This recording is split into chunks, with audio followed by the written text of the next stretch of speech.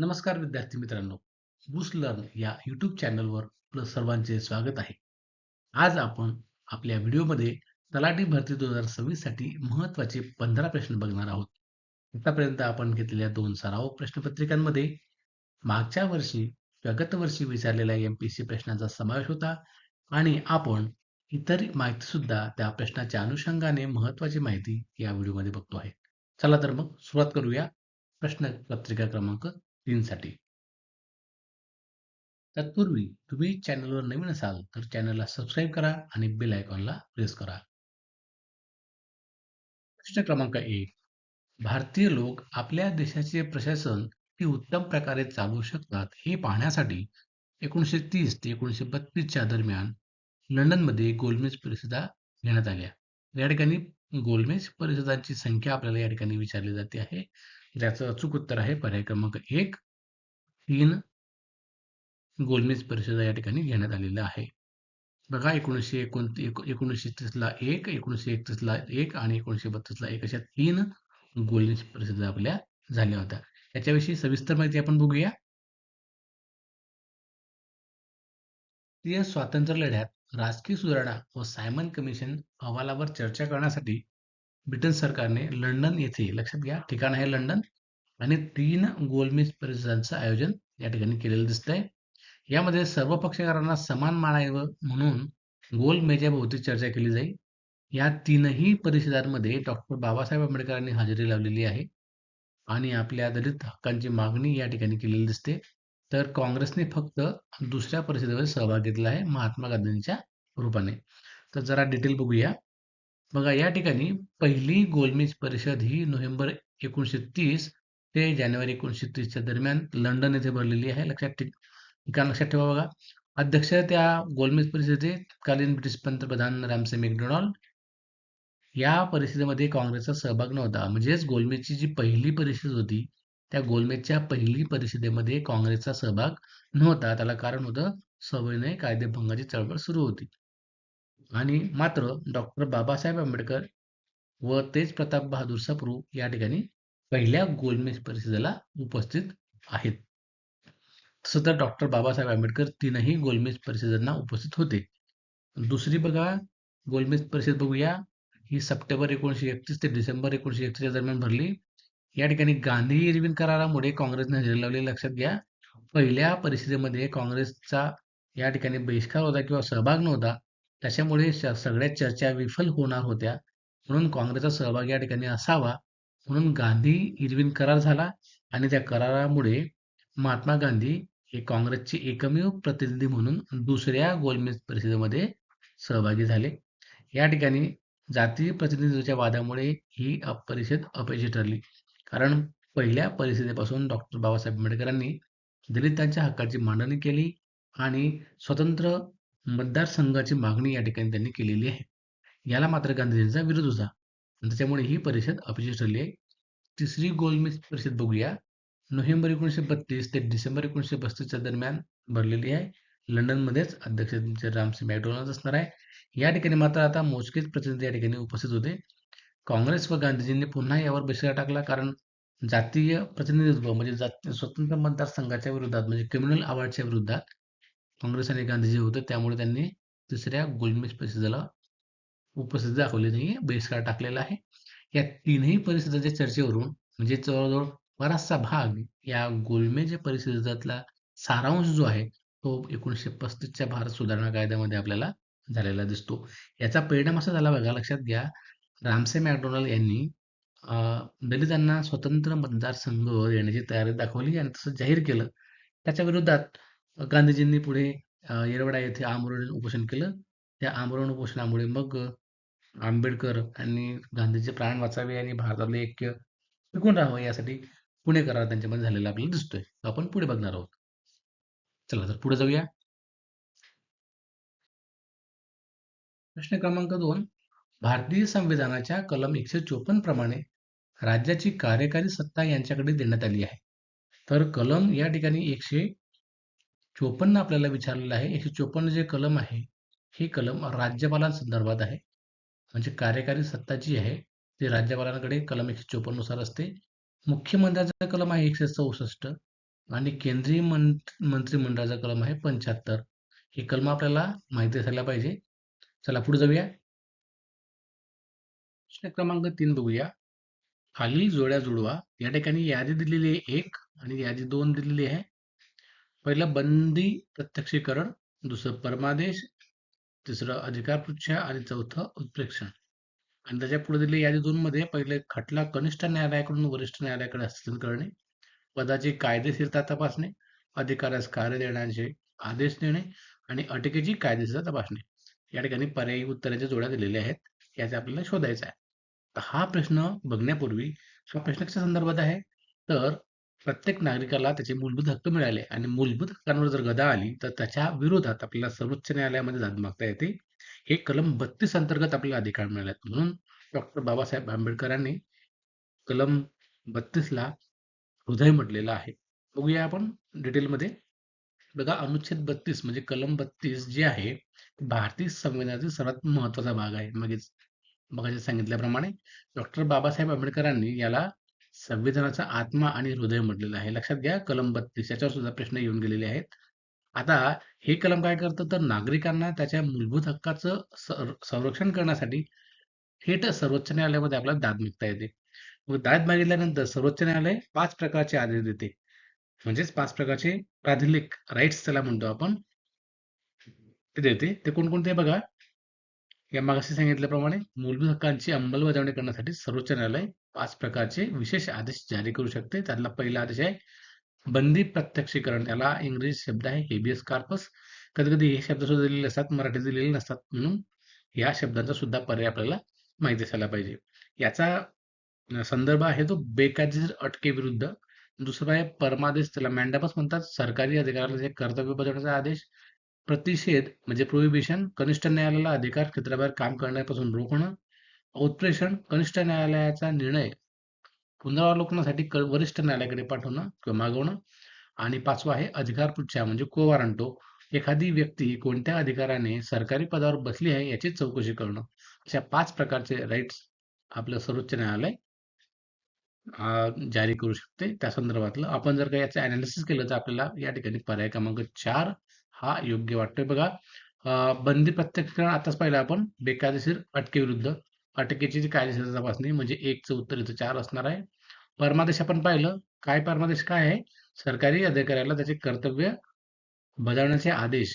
बघा, अधिकाऱ्यास त्याचे कर्तव्य किंवा कार्य करण्याचा आदेश देणं. या ठिकाणी 3 आहे बघा, म्हणजे 2 बीचं उत्तर आहे 3. आता बघा, बीचं उत्तर आहे 3, एचं उत्तर आहे 2, हे झालेलं आहे. आता अधिकारपृच्छा म्हणजेच काय? को वारंटो बघूया. एखादी व्यक्ती कोणत्या अधिकाराने सरकारी पदावर बसली याची चौकशी. बघा, पदाची कायदेशीरता तपासणे म्हणजेच अधिकारपृच्छेचं असणार आहे 2 आणि उत्प्रेक्षेचं उरलेलं जे आहे ते खटला कनिष्ठ न्यायालयाकडून वरिष्ठ न्यायालयाकडे हस्तांतरित करणं. या ठिकाणी आपण पाहिलेलं आहे उत्प्रेक्षण म्हणजेच सरसीजोरी. अशा पद्धतीचे 5 आदेश या ठिकाणी आपल्याला सर्वोच्च न्यायालय जारी करताना दिसतं. त्या अनुषंगाने आपण जोड्या जुळवल्या. या ठिकाणी योग्य आणि अचूक उत्तर आहे पर्याय क्रमांक 4. तर या प्रश्नाच्या आधारे आपण अनुच्छेद 32 पाहिला आणि या 5 प्रकारचे जे आदेश आहेत ते आदेश सुद्धा आपण पाहिले. चला पुढे जाऊया. पुढचा प्रश्न बघूया. कोणत्या घटना दुरुस्त्यान्वये 11वे मूलभूत कर्तव्य यादीत नंतर समाविष्ट केले गेले? कलम 51 नुसार. तर याचं अचूक उत्तर आहे 86वी घटना दुरुस्ती सन 2002. म्हणजे 2002 ला जी 86वी घटना दुरुस्ती झाली, त्या घटना दुरुस्ती अन्वये हे 11वं मूलभूत कर्तव्य जोडलं गेलं आहे. नुसतं तेवढंच नाही, तर अजून एक बदल झाला होता कलम 21 अनुसार. बघूया. कलम 21 नुसार 6 ते 14 वर्ष वयोगटातील मुला-मुलींना मोफत सक्तीचं शिक्षण हा त्याचा मूलभूत अधिकार म्हणजे हक्क बनलेला आहे. म्हणजे मूलभूत हक्का संदर्भात सुद्धा 86वी घटना दुरुस्ती महत्वाची आहे. त्या अनुषंगाने आता आपल्या प्रश्नाच्या अनुषंगाने बघूया. मूलभूत कर्तव्य कलम 51 नुसार प्रत्येक पालक किंवा पालकाची ही जबाबदारी किंवा कर्तव्य आहे की आपले पाल्य जे आहे 6 ते 14 वयोगटातील त्यांना शिक्षणाची संधी उपलब्ध करून द्यावी. हे मूलभूत कर्तव्य या ठिकाणी ऍड झालंय. मूलभूत हक्क पाहिले आपण कलम 21 नुसार. मूलभूत कर्तव्य पाहिलं कलम 51 नुसार आणि मार्गदर्शक तत्व सुद्धा आहे कलम 45 नुसार की त्या संगोपनाची आणि शिक्षणाची जबाबदारी असायला पाहिजे. आता ह्या ज्या घटनादुरुस्ती आपल्या संविधानामध्ये होतात, ह्याला सुद्धा एक कलम आहे. म्हणजे कोणत्या कलमान्वये आपण घटनेमध्ये दुरुस्ती करू शकतो. जो तसा बघूया कलम 368. म्हणजे आतापर्यंत आपण 42वी घटनादुरुस्ती, 52वी घटनादुरुस्ती, 65वी, 86वी म्हणजे 44वी घटनादुरुस्ती आहे. अशा अनेक घटनादुरुस्त्या ज्या झाल्या आहेत, त्या संविधानातील घटनादुरुस्तीची तरतूद आहे कलम 368 नुसार झालेली आहे. आता या संदर्भातला आपला छोटासा व्हिडिओ आहे, तो सुद्धा आपण नक्की बघा. चला पुढे जाऊया. तुम्हाला कळालं असेल या मूलभूत कर्तव्य जे आहे 11वं ते 86वी घटनादुरुस्ती यानुसार ऍड केले गेले आहे. पुढचा प्रश्न, खालीलपैकी कोणत्या कारणांमुळे 1965 मध्ये भारताच्या पंचवार्षिक योजनेत तात्पुरता खंड पडला? कारण बघा, भारत पाकिस्तान युद्ध, सततची 2 वर्ष दुष्काळ, रुपयाचं अवमूल्यन आणि किंमत पातळीतील वाढ. त्याचं अचूक कारण आहे भारत पाकिस्तान युद्ध आणि सततची 2 वर्ष दुष्काळ. हे दोनच कारण आहे. रुपयाचं अवमूल्यन नव्हतं किंवा किंमत पातळीतील वाढ नव्हती. पर्याय क्रमांक 2 याचं अचूक उत्तर आहे. आता पंचवार्षिक योजनेसंदर्भातला एक छानसा व्हिडिओ मी बनवला आहे. त्याचं लिंक मी आपल्या डिस्क्रिप्शनमध्ये दिलेली आहे. ती तुम्ही बघून घ्या. नक्कीच तुम्हाला याचा फायदा होईल. चला पुढे जाऊया. प्रश्न क्रमांक 6. विश्व तंबाखू निषेध दिवस 2022 ची थीम काय आहे? या ठिकाणी आपल्याला त्यांनी थीम विचारलेली आहे. तर 2022 ची थीम विश्व तंबाखू निषेध दिवसाची होती. पर्याय क्रमांक 2, तंबाखू पर्यावरणास धोका. आता ही सन 2022 ची थीम आहे. तर मागच्या वर्षी किंवा ह्या वर्षी कोणत्या थीम आहेत ते आपण बघूया. बघा, विश्व तंबाखू निषेध दिवस 2025 ची थीम काय आहे? तर चमकदार उत्पादने, गळत हेतू, आकर्षकतेचा पर्दाफाश करणे ही या 2025च्या विश्व तंबाखू निषेध दिवसाची थीम होती. तर 2026 ची काय आहे ते बघूया. 2026 म्हणजे विश्व तंबाखू निषेध दिवस 2026 ची थीम आहे अपील उघड करणे, निकोटीन आणि तंबाखूच्या व्यसनाचा प्रतिकार करणे. ही या ठिकाणी थीम आहे. लक्षात घ्या, ही 2022 ला विचारली गेलेली थीम होती. आता करंट अफेअरच्या मानाने 2025 किंवा 2026 ची थीम विचारली जाऊ शकते. याच अनुषंगाने आपल्याला ही गोष्ट सुद्धा माहिती पाहिजे की 31 मे हा जागतिक तंबाखू सेवन विरोधी दिवस आहे. हे आपल्याला माहिती असायला पाहिजे. 31 मे काय आहे? जागतिक तंबाखू सेवन विरोधी दिन. या प्रश्नामध्ये आपण थीम पाहिल्या. 2025 ची थीम काय आहे? तर bright product, dark intention, unmasking the appeal. अर्थात चमकदार उत्पादने, गडद हेतू, आकर्षकतेचा पर्दाफाश करणे ही 25 ची थीम आहे. सन 2026 ची थीम आहे अपील उघड करणे, निकोटीन आणि तंबाखूच्या व्यसनाचा प्रतिकार करणे.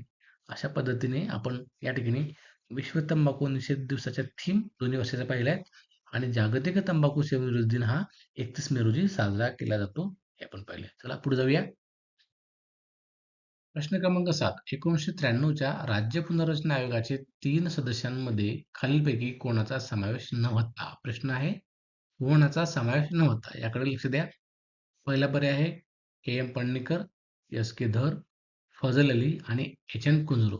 या ठिकाणी फाजल अलीचं असणारच आहे, कारण या राज्य पुनर्रचना आयोगाचं नावच होतं फाजल अली आयोग, त्याच्यामुळे हे असणारच आहे. तर यांच्यासोबत जे 2 सदस्य होते ते होते के एम पडणीकर आणि एच एन कुंजरू. म्हणजे कोण होते?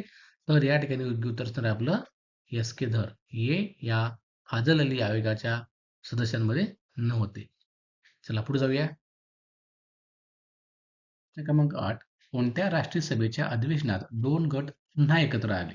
आता 2 गट कोणते तर सगळ्यांना माहिती आहे. आपल्याला इतिहासाचा अभ्यास करतो आपण. 2 गट या ठिकाणी एक जहाल आहे आणि एक मवाळ आहे. ही 2 गट एकत्र आले. एकत्र आले म्हणजे जी फूट पडली असेल, तर फूट कधी पडली होती? सुरत अधिवेशनामध्ये 1907 ला जे अधिवेशन भरलं होतं, त्या अधिवेशनामध्ये जहाल आणि मवाळ यांच्यामध्ये फूट पडली होती. ही फूट कधी जोडून आली किंवा एकत्र कधी आले? तर लखनौ अधिवेशन. हे 1916 ला झालं होतं लखनौ अधिवेशन. याची डिटेल माहिती आपण बघूया. बघा, डिसेंबर 16 मध्ये हे लखनौ अधिवेशन झालं होतं. याचे अध्यक्ष लक्षात घ्या, अंबिका चरण मुजुमदार हे होते. याच्यामध्ये मवाळ आणि जहाल हे गट एकत्र आले आणि काँग्रेस आणि मुस्लिम लीग याच्यात करार झाला. अशा पद्धतीची 2 वैशिष्ट्ये आपल्याला या ठिकाणी सांगता येतील. चा प्रश्न बघा, खालीलपैकी कोणत्या राज्याचे भौगोलिक क्षेत्रफळ जास्त आहे? आता भौगोलिक क्षेत्रफळ जास्त आहे ते राजस्थानचं. बघूया. आणि आपला महाराष्ट्राचा तिसरा क्रमांक लागतो. डिटेल बघूया बघा. राजस्थानचं क्षेत्रफळ आहे 3,42,200 चौरस किलोमीटर. प्रथम क्रमांक आहे आपल्या देशामध्ये. या ठिकाणी हा भारताच्या संदर्भात प्रश्न आहे. भारत देशाच्या संदर्भात भारत देशामध्ये कोणत्या राज्याचे भौगोलिक क्षेत्र जास्त आहे? राजस्थानचे जास्त आहे. 2 नंबर आहे मध्य प्रदेशचा 3,08,245 आणि महाराष्ट्राचं क्षेत्रफळ आहे 3,07,713. तर क्षेत्रफळ लक्षात ठेवा आणि महाराष्ट्राचा क्रमांक जो आहे क्षेत्रफळाच्या बाबतीत तो आहे तिसरा. म्हणजे भारत देशामध्ये आपले राज्य हे क्षेत्रफळाच्या दृष्टीने तिसऱ्या क्रमांकावर आहे. मात्र लोकसंख्येच्या दृष्टीने जर पाहिलं उत्तर प्रदेश हा प्रथम क्रमांक येतो. प्रथम क्रमांक येतो लोकसंख्येच्या दृष्टीने जर प्रश्न विचारला भारतामध्ये कोणत्या राज्याची लोकसंख्या जास्त आहे त्याचं उत्तर असणार आहे उत्तर प्रदेश. पण या ठिकाणी आपल्याला भौगोलिक क्षेत्र विचारलं आहे म्हणून आपलं अचूक आणि योग्य उत्तर आहे राजस्थान. चला पुढे जाऊया. चा प्रश्न गणितात आहे बघा. ए आणि बी च्या वयाचे गुणोत्तर 2:5 आहे. त्यांच्या वयाची बेरीज 63 असल्यास ए चे वय या ठिकाणी विचारलंय. आता जेव्हा गुणोत्तर प्रमाण असतं तेव्हा त्यांच्या वयाची एक समानपट आपल्याला मानून घ्यायची असते. ते आपण एक्स मानतो. तर मग एचं काय वय येणार आहे ते 2x येणार आहे आणि बीचं वय येणार आहे ते 5x येणार आहे. कारण 2:5 गुणोत्तर दिलेलं आहे. आणि कंडिशन काय बघा, कंडिशन आहे त्यांच्या वयाची बेरीज 63 असल्यास. दोघींच्या वयाची बेरीज किती आहे? 63 आहे. हीच कंडिशन आपण या ठिकाणी मांडूया. 2x अधिक 5x बरोबर 63. या ठिकाणी आपण सोडवणार याचं उत्तर येणार 7x बरोबर 63. x बरोबर असणार आहे 63 भागीला 7. या ठिकाणी तो गुणिला या ठिकाणी येताना भागीला होणार. x बरोबर 7 9 63. म्हणजे समान पट जी आपण मांडली होती x ती 9 आलेली आहे. आता a चं वय किती आहे? 2x आणि x ची किंमत आपल्याला मिळालेली आहे. म्हणजे किती असणार आहे? 2 गुणिला 9 म्हणजेच 18 वर्ष. या ठिकाणी त्याचं उत्तर पर्याय क्रमांक 3 हे आपल्याला अचूक उत्तर असणार आहे. पुढचं उदाहरण बघूया. 4 पुरुष अथवा 6 स्त्रिया एक काम 20 दिवसात पूर्ण करतात. तर 2 पुरुष व 9 स्त्रिया मिळून हे काम किती दिवसात पूर्ण करतील? असा प्रश्न आहे. प्रश्न प्रथम दर्शनी आपल्याला अतिशय कठीण वाटतो आणि कठीणच आहे. आता या उदाहरणाला सोप्या पद्धतीने कमी वेळेत कसं सोडवायचं ते बघूया. या उदाहरणाचा टाईप आहे लक्षात घ्या. अँड ऑर हा टाईप आहे. मराठीत याला किंवा आणि या ठिकाणी वचा शब्द आहे आणि असे शब्द असतात. म्हणजे ज्या ज्या काळ काम वेगाच्या उदाहरणामध्ये हे शब्द आलेले असतात त्यांच्यासाठी शॉर्टकट ट्रिक आहे बघा. जे किंवा शब्द आलेला असतो त्या ठिकाणची जी संख्या आहे ती आपण अंशस्थानी लिहिणार. बघा आता या ठिकाणी किंवा अथवा म्हणजेच किंवा या ठिकाणी त्यांनी पर्यायी शब्द वापरला आहे. इथं पण त्यांनी फसवलेलं आहे. बघा 4 गुणिला 6 गुणिला 20 अंशस्थानी आपण हे तिन्ही अंक घेणार आणि छेदस्थानी काय करायचं असतं यांचे क्रॉस कॉम्बिनेशन बघा. आता हे आणि आहे की नाही आणि असलेलं तर मग हे बघा आणि म्हटल्यानंतर हे 2 पुरुष आहे. या 2 पुरुषांची पेअर आपण स्त्रियांची लावणार. यांचा गुणाकार करणार. 2 गुणिला 6 किती होणार ते 12 अधिक या 9 स्त्रियांची पेअर आपण कोणाची लावणार इकडे 4 पुरुषांची लावणार. म्हणजे 9 गुणिला 4 म्हणजेच किती ते 9 चौक 36. याची बेरीज करूया आपण. बघा 4 गुणिला 6 गुणिला 20 आणि भागीला 12 अधिक 36 म्हणजेच 48. बघा 6 8 48 6 चौक 24 आणि 24 दुणे 48 2 होणार बे बे बे 10 20 म्हणजेच उत्तर आपलं असणार आहे 10. पर्याय क्रमांक 2 या ठिकाणी अचूक उत्तर असणार आहे. आता काय केलं परत सांगतो बघा. जेव्हा जेव्हा अशी उदाहरणं येतात अथवा किंवा एकच शब्द आहे. इकडे व आणि हा एकच शब्द आहे. असे जेव्हा प्रश्न असतात तेव्हा काय करायचं? किंवाचे जे उदाहरणामध्ये किंवा शब्द आहे त्या ठिकाणचे जे 3 अंक असतात, तिन्ही अंकांचा गुणाकार अंशस्थानी घ्यायचा. ओके. आणि छेदस्थानी काय करणार? ज्या ठिकाणी आणि शब्द आला आहे त्या ठिकाणी पकडून जे 2 पुरुष आणि 9 स्त्री आहेत ना यांचा क्रॉस मल्टिप्लाय हे 2 पुरुष आहेत की नाही? हे 2 पुरुष इकडच्या स्त्रियांशी घ्यायचे आणि त्याचा गुणाकार करायचा. 6 गुणिले 2 12. ओके. आणि या ठिकाणी आता 9 स्त्री आहेत. या 9 स्त्रियांचा आपण पेअर कुठे करणार? 4 पुरुषांशी करणार. 9 गुणिले 4 36. अशा पद्धतीने या ठिकाणी आपण याची बेरीज केली छेदस्थानी. आणि ह्या बेरजेने या गुणाकाराला भागितलं. उत्तर आहे आपलं 10. अशा पद्धतीने कमी वेळेमध्ये आपलं हे कठीण उदाहरण सोडतं. चला पुढे जाऊया. पुढचा प्रश्न बघूया. या ठिकाणी काळ काम आणि वेग यावर आधारित हे उदाहरण आहे. बघा, जे काम राजू 60 दिवसात करतो तेच काम संजू 40 दिवसात करतो. तर दोघे मिळून तेच काम किती दिवसात करतील. तर या ठिकाणी प्रत्येक उदाहरण सोडवण्यासाठी या फॉर्म्युला वापरा बघा. आता राजू जो आहे तो 60 दिवसात काम करतो आणि संजू जो आहे तो 40 दिवसात काम करतो. जे काम असेल ते. आता या दोघींचा लसावी काढायचा. दोघींचा लसावी आहे 120. म्हणजे टोटल वर्क डन जे आहे, म्हणजे जे काम आहे, जे असेल ते टोटल किती आहे? 120. 120 काम करायचं आहे राजूला, म्हणजे राजू 120 काम करतोय आणि संजू सुद्धा 120 काम करतोय. 120 काम करण्यासाठी राजूला 60 दिवस लागले आणि 120 काम करण्यासाठी संजूला 40 दिवस लागले. आता याची एफिशियन्सी आपण काढू. जर का एक काम म्हणजे 120 हे काम करण्यासाठी राजूला 60 दिवस लागत आहेत, तर एका दिवसात तो किती काम करतोय मग? 120 भागिले 60 केलं तर 2. म्हणजे ही वर्क एफिशियन्सी आहे, म्हणजे एका दिवसातलं काम आहे. याची क्षमता आहे काम करण्याची. तसंच ते काम जे आहे 120 हे राजू 60 दिवसात करतो म्हणून त्याची इफिशियन्सी आली 2. आता हेच संजू किती करतो आहे? 40 दिवसात करतोय. म्हणजे 120 भागिले 40 जर केलं तर मग संजूची इफिशियन्सी म्हणजे काम करण्याची क्षमता एका दिवसाची किती येणार? 3. बरोबर? म्हणजेच काय केलं मी? तर 120ला 60ने जर मी भागितलं, 60ने का भागतोय? कारण त्या राजूला 60 दिवस लागतायत ते काम करायला. ते काम टोटल काम किती आहे? 120 आहे. 120 पासून कसं काढलं? तर या 60चा आणि 40चा लसावी काढला. त्या लसावीला म्हणजे टोटल वर्क डनला आपण 60ने डिवाइड केलं. आपलं उत्तर मिळालं 2. 2 काय आलं? इफिशियन्सी राजूची एका दिवसात काम करण्याची क्षमता. म्हणजे एका दिवसामध्ये 2 काम तो करतोय.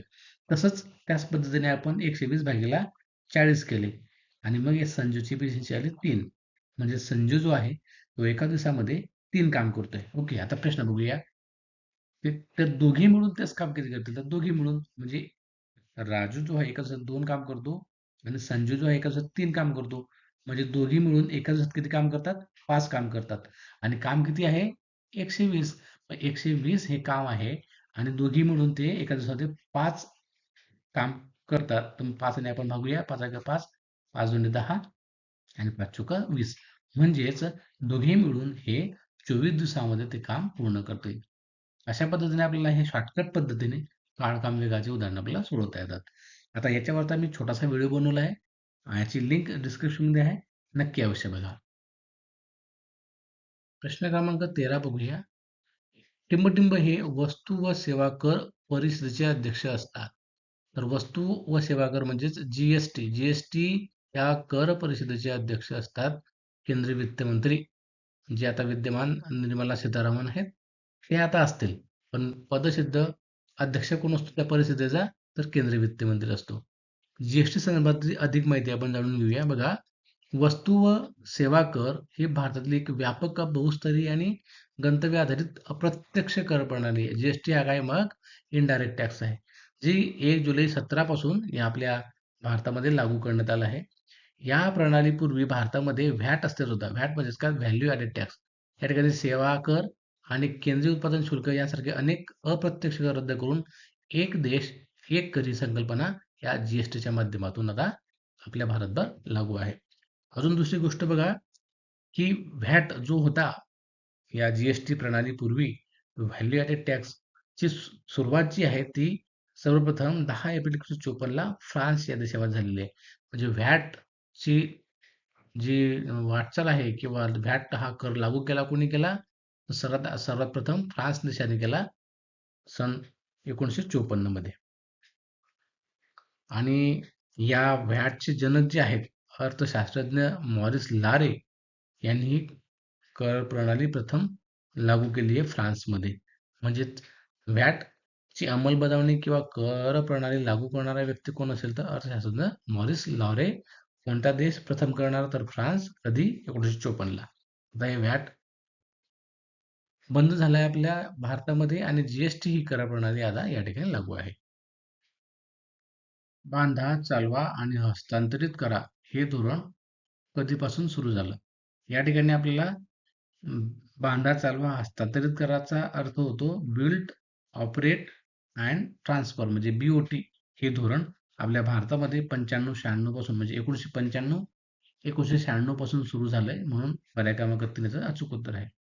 याचा जर का आपण इतिहास पाहिला तर चीनमध्ये 1979 ला चायना हॉटेल त्यांनी बांधलं त्या चायना हॉटेल बांधताना हे धोरण त्यांनी वापरलेलं आहे. कोणतं? BOT धोरण.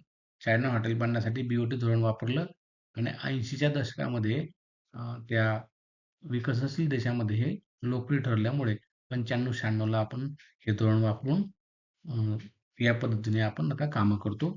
डिटेल बघूया याची, की बांधा, चालवा आणि हस्तांतरित करा. याच्यामध्ये सार्वजनिक, खाजगी आणि भागीदारी या PPP हे मॉडेल काम करतं.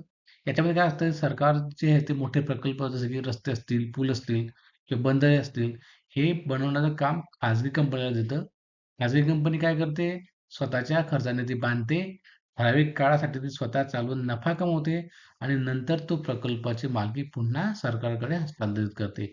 असं आहे ते BOT. ओके, चला पुढे जाऊया.